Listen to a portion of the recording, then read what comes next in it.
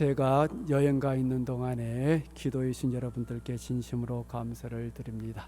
그리고 런던에서 예배 이은철 목사님 은혜롭게 말씀 전하신 것 함께 했습니다. 그리고 우리 성가대 은혜로운 성가 런던에서 들으니까 또 아주 색다르더라고요. 네, 감사합니다. 오늘 말씀 제목은 사람아 이 뼈들이 살 수 있겠느냐라는 제목으로 올리도록 하겠습니다. 이름이 알려지지 않은 어느 한 계곡에서 에스겔이 볼 수 있었던 것은 오직 마른 뼈들 뿐이었지요. 그래서 그곳 이름이 마른 뼈들의 계곡입니다.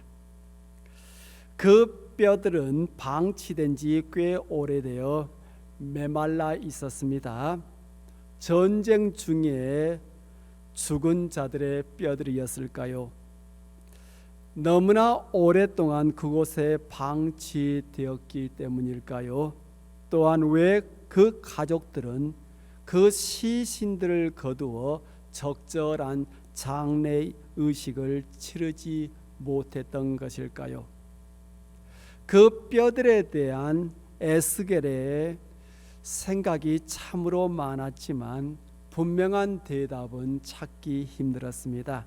그래서 그런 참혹한 광경 앞에서 그저 한숨만 내쉬고 있었을 뿐이죠.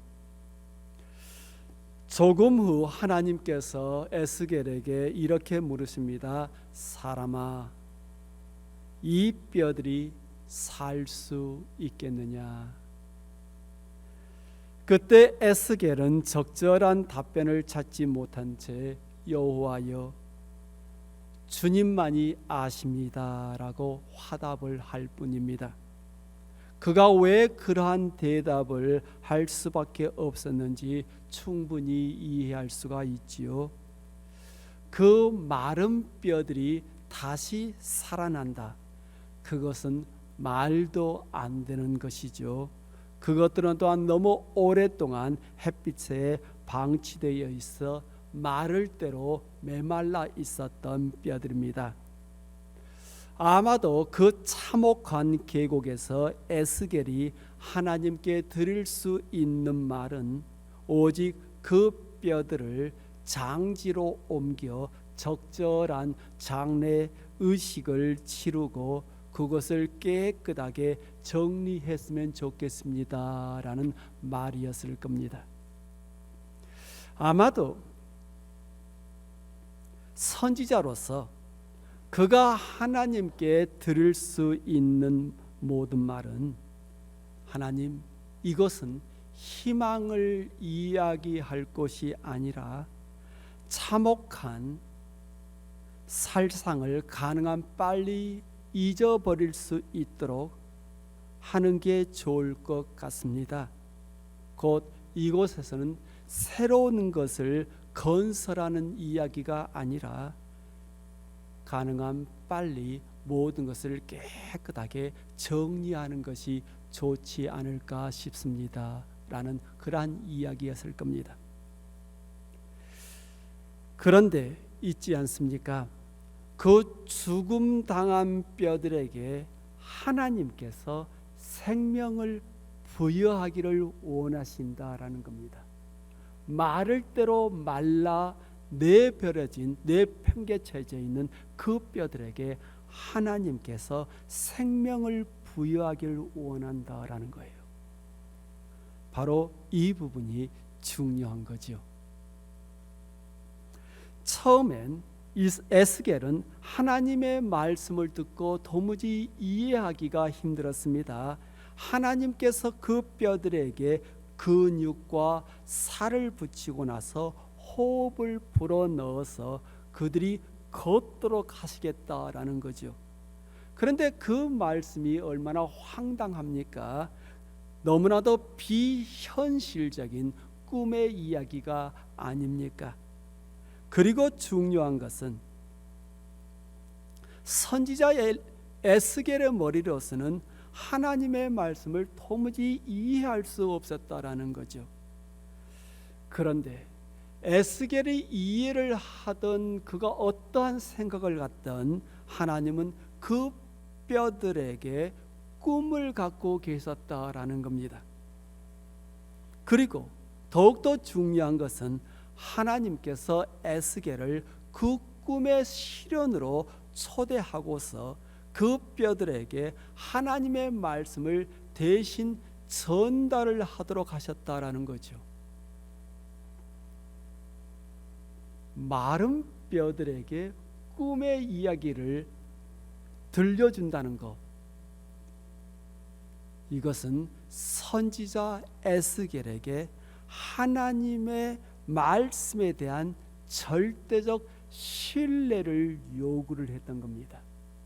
여러분, 우리라면 그렇게 하겠습니까? 마른 뼈들에게 너희들이 다시 살아날 것이다, 어떻게 이러한 이야기를 들려주겠어요? 저라면 참 너무 힘들 것 같아요. 많은 경우, 아니 대부분의 경우 우리가 하나님의 초대에 응하기를 원한다면 우리에게 요구되는 것은 다른 것이 아니라 하나님에 대한 절대적 신뢰가 있어야 합니다. 하나님의 꿈과 하나님의 생각에 우리가 동의를 해야 합니다. 예를 들면 아브라함이 하나님과 함께하는 새로운 삶의 여정으로 초대받았을 때 그가 하나님을 향한 절대적 신뢰, 즉 온전한 믿음을 가져야 했습니다. 그리고 그가 자기 자신과 사례를 통하여 커다란 민족을 이루도록 하겠다라는 하나님의 계획을 들었을 때도 마찬가지로 하나님께 대한 절대적 신뢰를 가져야 했던 거죠. 죽임당한 뼈들이 잔뜩 쌓여있던 계곡에서 에스겔이 하나님의 뜻을 이해하고 동의하는 것 물론 쉽지 않았을 것입니다. 그럼에도 불구하고 에스겔은 하나님의 말씀을 그 마른 뼈들에게 그대로 전달을 했습니다. 마른 뼈들아, 여호와의 말씀을 들으라. 내가 너희 속에 숨을 불어 넣으면 너희가 살아날 것이다. 내가 너희에게 힘줄을 붙이고 너희 위에 살을 입히며 살갗으로 덮을 것이다. 그리고 너희 속에 숨을 불어 넣을 것이니 너희가 살아날 것이다. 그때에 너희는 내가 여호와라는 것을 알게 될 것이다.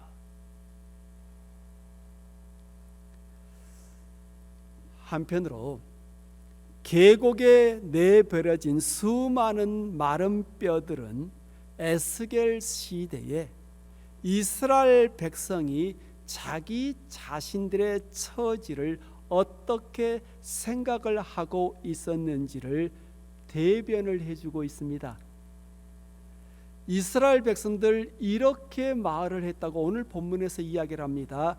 우리의 뼈, 즉 우리의 삶은 마를 대로 메말랐고 우리의 희망은 사라졌으며 우리는 처절히 멸망당했습니다. 하지만 그곳엔 여전히 희망이 있었습니다. 그리고 그 백성은 완전히 잊혀져 버린 게 아니었습니다. 물론 그들이 보기에는 더 이상 그들에게 희망이 없어 보였고 또한 그들 자신이 완전히 잊혀진 존재로 보였을 수 있습니다. 상황이 그러했으니까. 하지만 그들이 자신들의 상황을 어떻게 보고 이해를 하고 있던 간에 그보다 더 중요한 것은 하나님께서 그들을 지켜보고 계셨다라는 것이고, 하나님께서 그들을 위한 희망을 품고 계셨다라는 겁니다. 이 부분이 중요한 거죠. 이사야서 49장 14절에서 16절을 보면 시온 백성, 즉 이스라엘 백성은 이렇게 말을 했다 그래요. 여호와께서 우리를 버리셨다. 주께서 우리를 잊으셨다. 그들의 생각과 말에 대하여 하나님이 이렇게 말씀을 하십니다. 여자가 자기의 젖먹는 아이를 잊겠느냐? 자기가 낳은 아이를 불쌍히 여기지 않겠느냐? 혹시 어머니가 자기 아이를 잊는다 하더라도 나는 너를 잊지 않겠다. 보아라, 내가 너의 이름을 나의 손바닥에 적었다. 예루살렘아, 내가 언제나 너의 성벽을 내 마음에 두고 있다.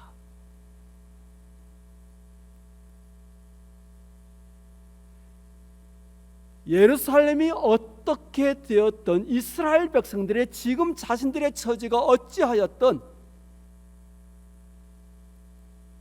하나님은 그들을 버리지 않으셨다라는 겁니다. 하나님은 그들을 잊지 않으셨다라는 거예요.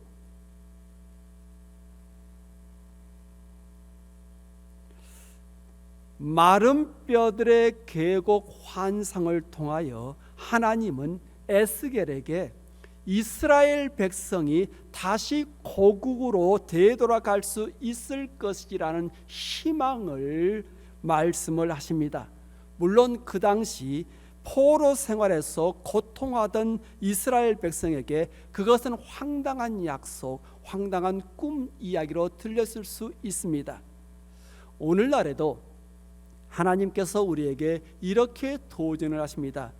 누구누구야, 곧 나의 아들아, 나의 딸아, 너가 다시 살 수 있겠느냐?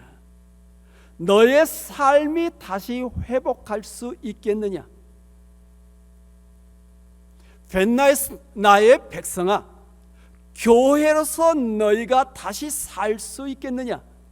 다시 회복할 수 있겠느냐?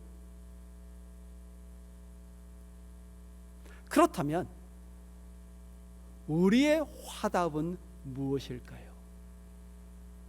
하나님의 그 도전적인 질문에 우리는 어떻게 대답을 할까요? 우리가 어떻게 대답을 하느냐에 따라서 우리의 미래는 정녕 달라질 겁니다.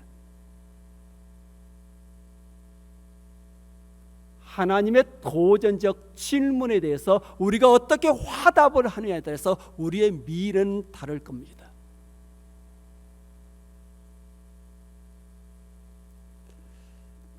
요한복음 11장 1절에서 45절을 보면 죽었지만 예수께서 다시 살리신 나사로 이야기가 소개되어 있습니다. 나사로의 두 누이인 마르다와 마리아, 예수님과 아주 절친한 친구 관계였죠. 어느 날 나사로가 심각한 병에 걸리자 그 두 누이가 예수께 급히 사람을 보내어 이렇게 말씀을 전합니다. 주님, 주님께서 사랑하시는 이가 병이 들었습니다. 그 소식을 접한 예수께서는 머물러 있던 곳에 이틀을 더 머무시고 베다니로 발걸음을 옮기십니다. 그래서 예수께서 베다니에 도착하셨을 때는 나사로가 이미 죽은 지 나흘이 되어서 무덤에 묻힌 상황이었습니다. 한편으로 예수께서 오고 계시다라는 말을 전해 들은 마르다가 급히 예수님을 맞이하러 나갔습니다. 그리고 그를 보자마자 마르다가 이렇게 말합니다.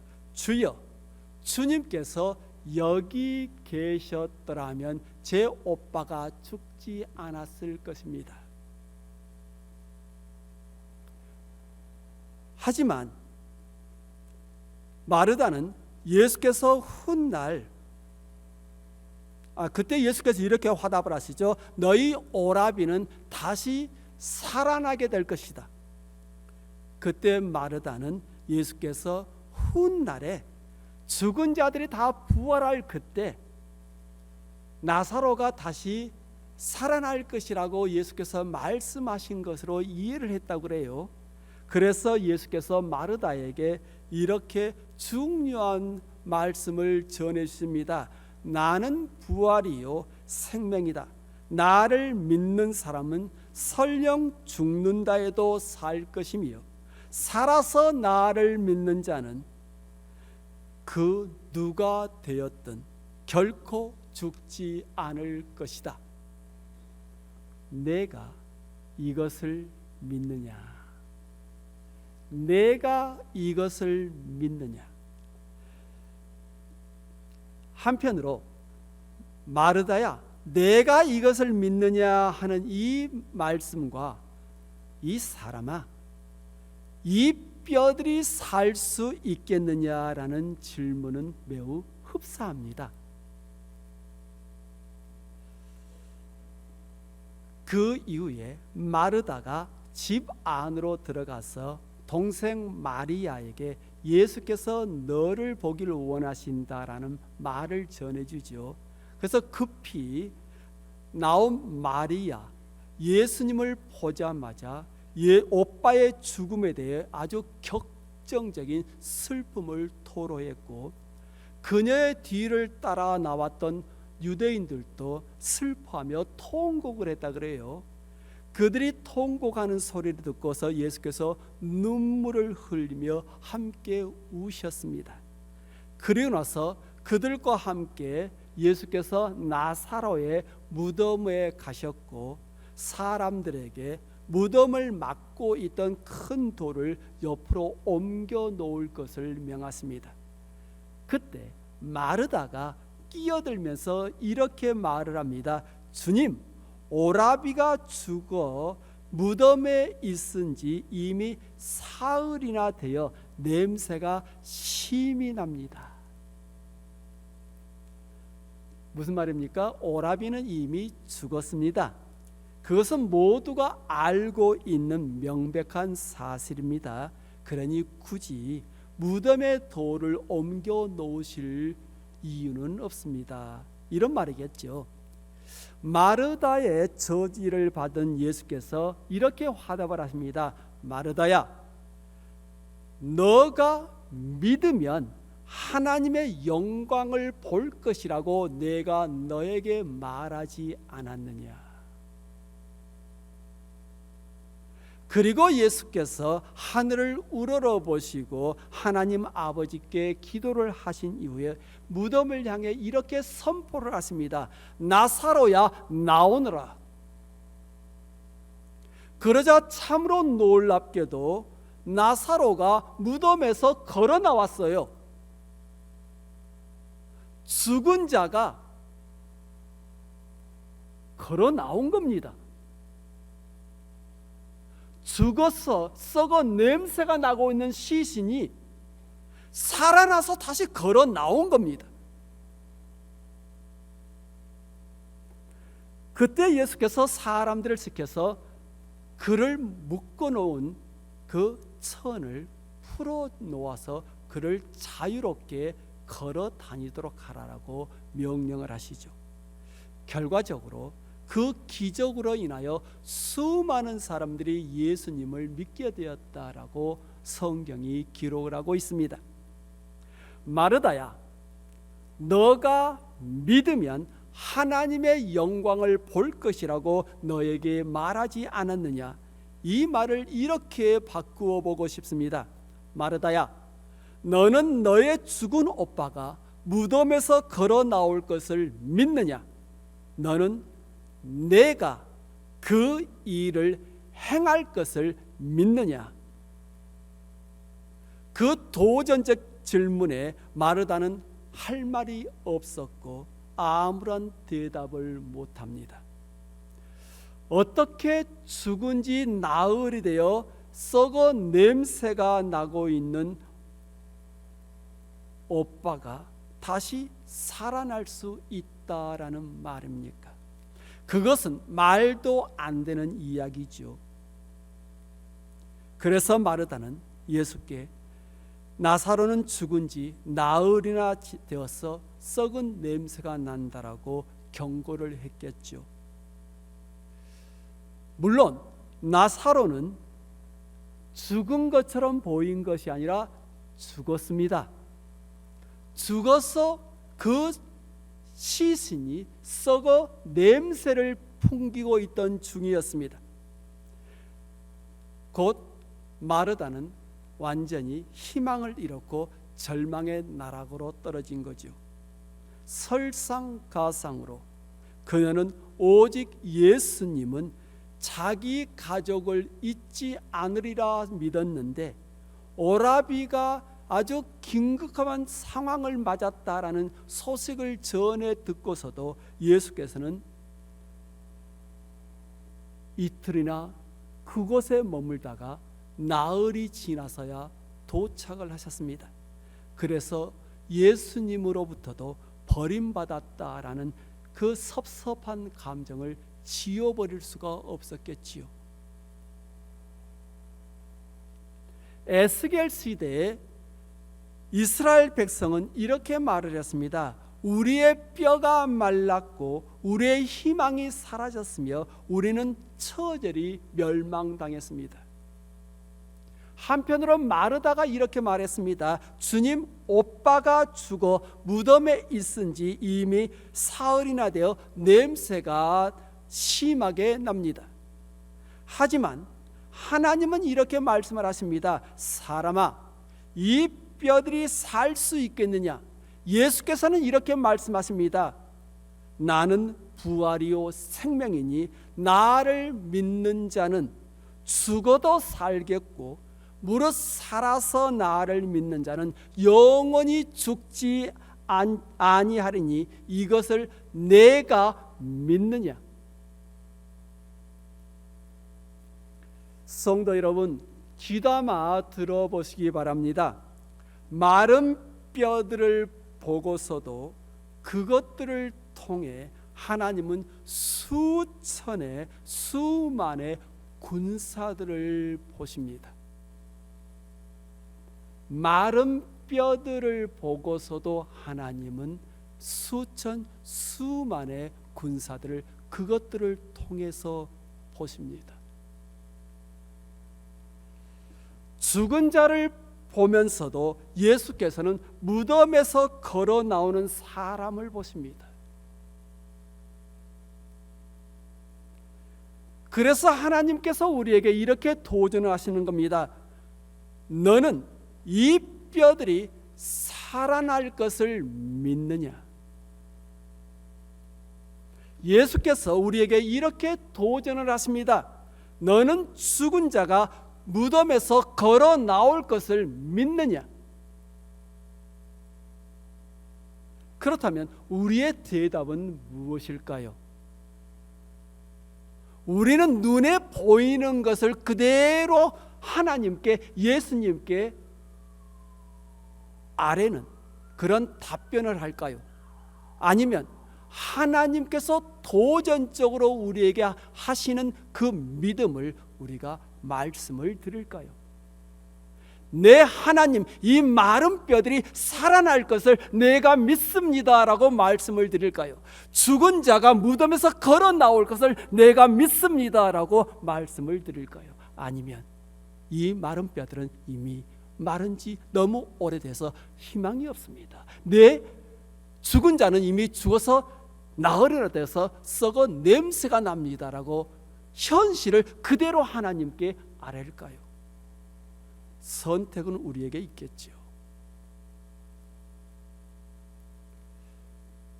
에스겔처럼 여호와여 주님만이 아십니다라고 주저하며 우리가 머뭇거리겠습니까? 아니면 마르다처럼 아무런 말도 못하고 침묵하며 그 상황을 맞이하겠습니까? 우리의 생각이 어떠하든 간에 하나님께서는 메마른 뼈들에게 생명을 불어넣기를 원하십니다. 우리의 생각이 어떠하든 간에 예수께서는 죽은 자가 무덤에서 걸어 나오기를 원하십니다. 이게 하나님의 생각이고 이게 예수님의 생각인 겁니다. 이게 하나님의 뜻인 거고 이게 예수님의 뜻인 거지요. 성도 여러분, 이 사실을 우리는 정확하게 좀 볼 수 있기를 바랍니다. 우리의 눈에 어떠한 가능성도 보이지 않는다 해도 우리의 상황을 바꾸기를 원하시는 하나님의 강렬한 열정을 믿기를 바랍니다.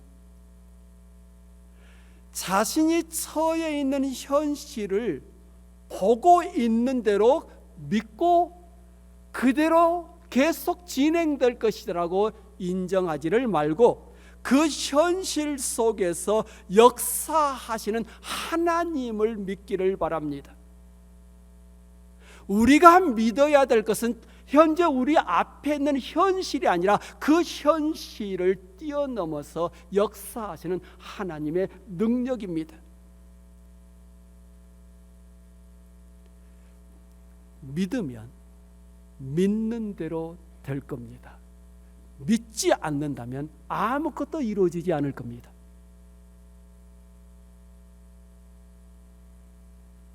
마른 뼈들은 계속 그 계곡에 내버려져 있는 상태로 머물 겁니다.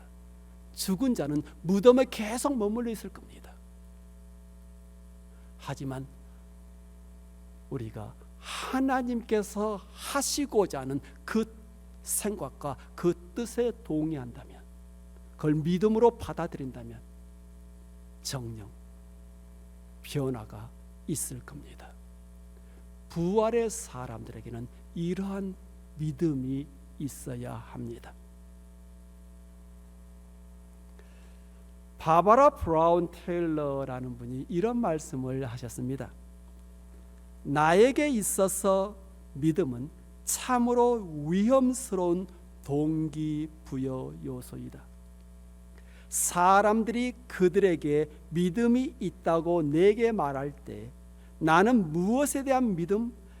앞으로 일어날 어떤 일에 대한 믿음이라고 묻는다. 하루하루 살아가면서 내가 경험하는 사건들은 나를 이러한 질문 속으로 더욱 깊이 들어가도록 한다. 그 결과는 딱딱하게 굳어버린 믿음의 습관화가 아니라 오히려 더욱 원대한 기적을 향한 새로운 기대를 내게 심어주기를 희망한다.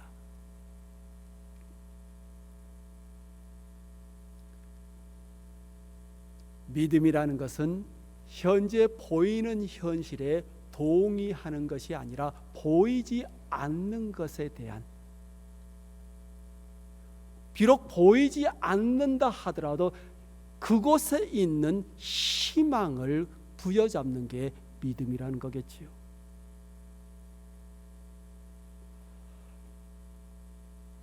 저는 바바라 브라운 테일러의 말에 전적으로 동의를 합니다. 믿음은 우리의 눈이 원대한 기적으로 향하도록 하지요. 큰 슬픔과 깊은 좌절 가운데서도 하나님의 위대한 역사로 우리의 눈을 돌리도록 합니다. 이게 믿음이라는 거겠지요.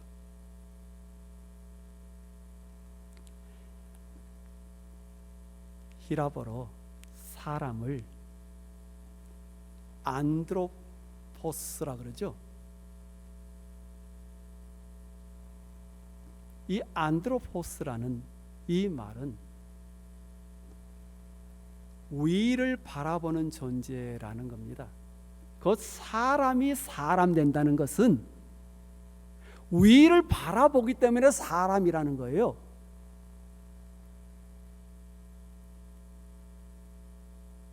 위를 바라본다라는 말은 무슨 말입니까? 하나님을 바라보며 살아가는 자가 사람이라는 거예요. 현재 처해 있는 환경, 현실 바라보며 그것을 진리라고 믿어버리는, 그것은 사실 하나님이 원하신 사람다운 삶은 아닐 겁니다.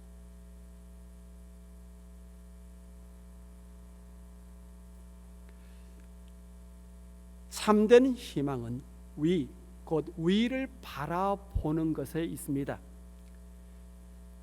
소렌 키엘케고르의 말처럼 절망은 우리를 죽음으로 이끄는 병이에요.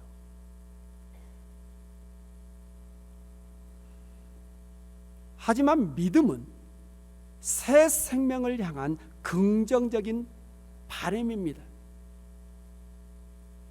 그래서 유대인으로서 세계적인 임상 심리학자이기도 한 솔로몬 브리스니츠라는 박사가 이러한 말씀을 하셨죠. 어려움이나 편안함보다는 희망과 절망이 인간에게 중요한 문제이며 인간이 가장 큰 스트레스를 받을 때는 어려울 때가 아니라 희망이 없을 때이다.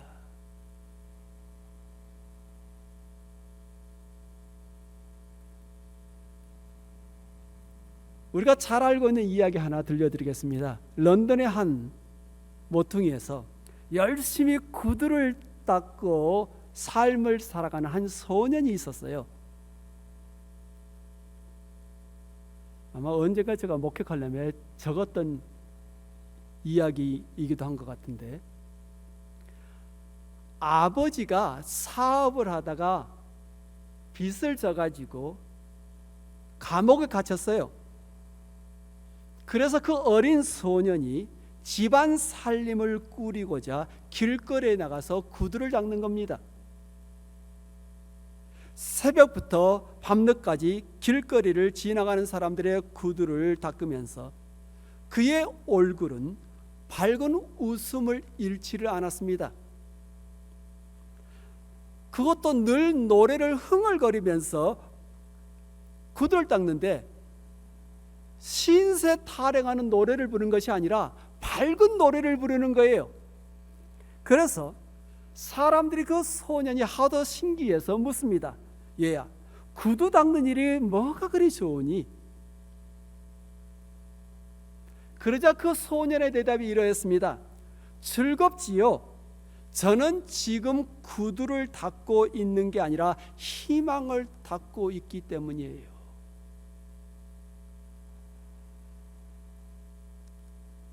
한 사람 한 사람의 구두를 닦으면서 그는 그 일을 통해서 자기가 이루어갈 그 꿈을, 그 꿈에 도달하기 위한 한 과정으로 보았던 거지요. 그가 누구예요? 세계적인 문학가 찰스 디큰슨이라는 사람입니다. 우리가 익히 잘 알고 있는 위대한 유산, 올리버 트위스트, 크리스마스 캐롤, 두 도시 이야기 등등 정말 주옥과 같은 책을 남겼던 위대한 작가이지요. 그가 그런 삶을 살아가면서 희망을 늘 가슴에 간직을 했기에 그런 삶의 이야기가 모조리 그의 이야기 속에 다 담겨서 독자들의 심금을 울려지는 책을 써내게 된 거지요.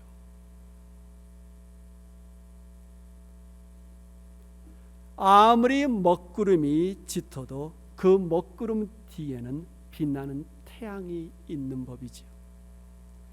시련과 어려움이 있어도 모든 것을 합력하여 선을 이루도록 하는 하나님의 능력이 존재하지요.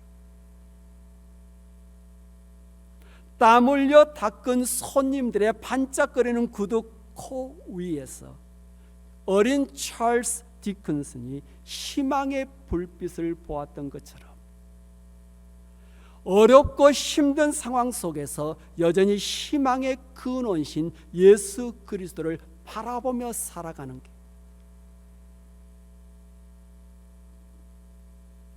우리 믿는 자들의 모습이 아닐까 싶습니다. 그게 우리 벤나이스 연합감리교회 성도들의 모습이 아닐까 싶습니다. 함께 기도합니다. 은혜로운 주 하나님, 이 땅을 살아가는 동안 우리는 너무나도 자주 삶에 짓눌려 하나님으로부터 오는 희망과 능력을 잊어버리곤 합니다. 가득히 쌓여있는 마른 뼈들, 무덤에 갇혀있는 시신, 우리의 시선이 그쪽에 빼앗겨 버린 경우들이 너무나 많습니다. 하지만 상황이 아무리 어둡고 희망이 없어 보인다 하더라도 하나님께서 여전히 우리와 함께 하시며 하나님의 우리의 삶을 변화시키기 위한 강렬한 열망이 있음을 우리가 알고, 인자야, 너는 이 뼈들이 살아날 것을 믿느냐? 라고 주께서 물으실 때, 주님, 네, 그러합니다. 비록 현실은 암묵해 보인다 할지라도 하나님의 능력이 있음을 믿고 그 능력이 이루고자 하는 일들을 제가 믿습니다라고 믿음으로 고백하기를 원합니다. 주 예수 그리스도 이름으로 기도합니다. 아멘.